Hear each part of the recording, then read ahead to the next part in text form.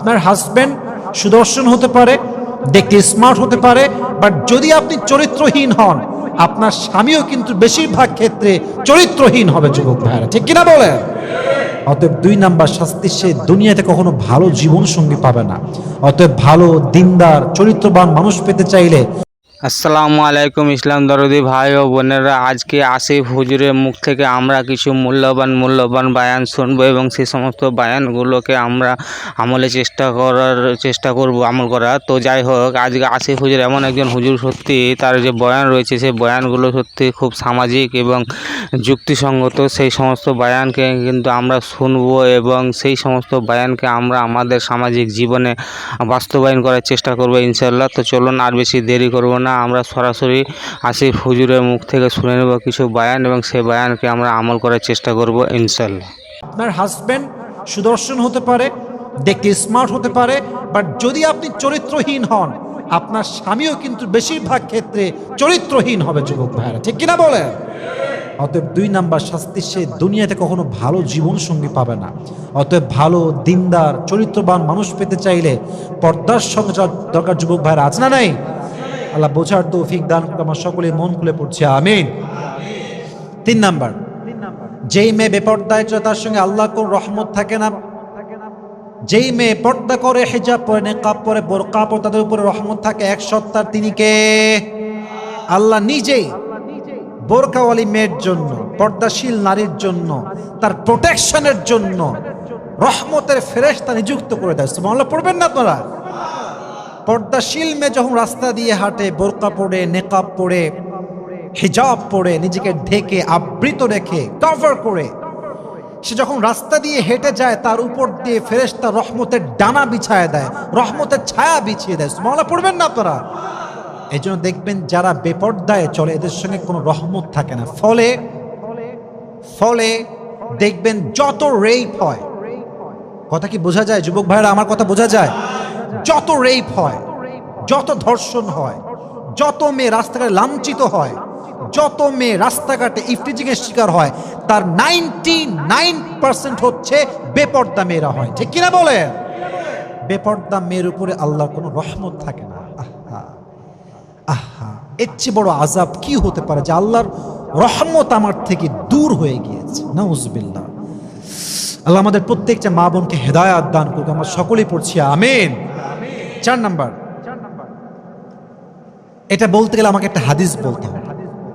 আল্লাহর হাবিব বলছেন, আমি যখন মেরাজের রাতে জান্নাত এবং জাহান্নাম ভ্রমণ করলাম, আমি দেখতে পেলাম কিছু মেয়ে আছে এমন যাদেরকে আল্লাহ তাআলা জাহান্নামের ভেতরে ঝুলিয়ে রেখেছেন চুলের উপরে ভর করে, এবং শাস্তি দেওয়া হচ্ছে প্রচন্ড শাস্তি, তাদের চুল বেঁধে ঝুলিয়ে রাখা হয়েছে।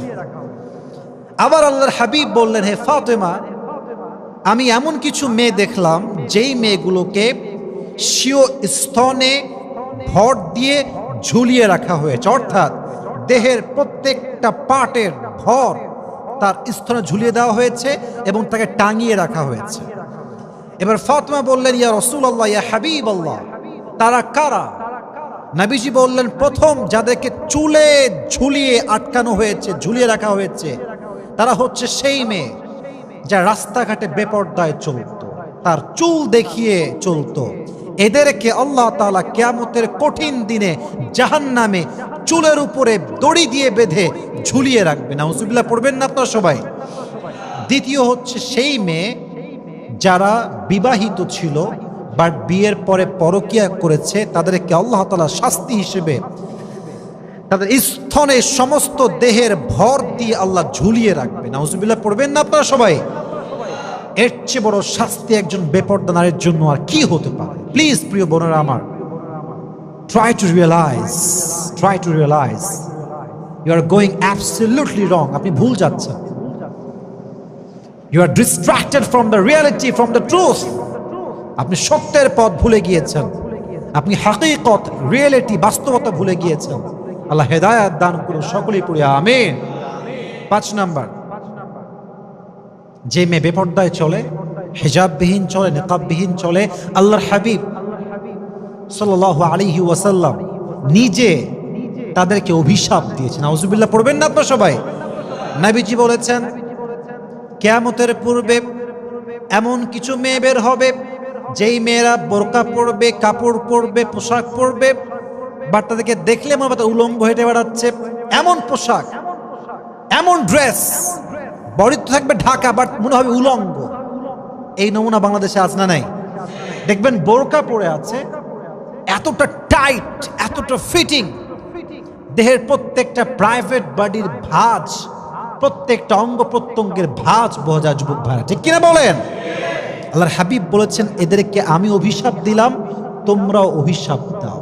আচ্ছা বলেন তো প্রিয় ভাইরা, যার উপরে প্রিয় নবীজির অভিশাপ আছে,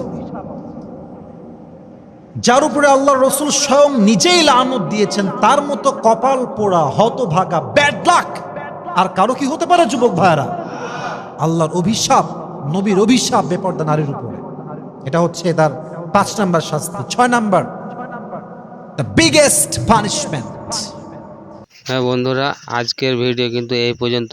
এরপরে কিন্তু আবার আমরা নতুন কোনো একটা ভিডিও নিয়ে উপস্থিত হবো। তাই বন্ধুরা, আমার এই চ্যানেলটাকে যারা সাবস্ক্রাইব করবেন তারা কিন্তু প্লিজ দয়া করে সাবস্ক্রাইব করে নিও।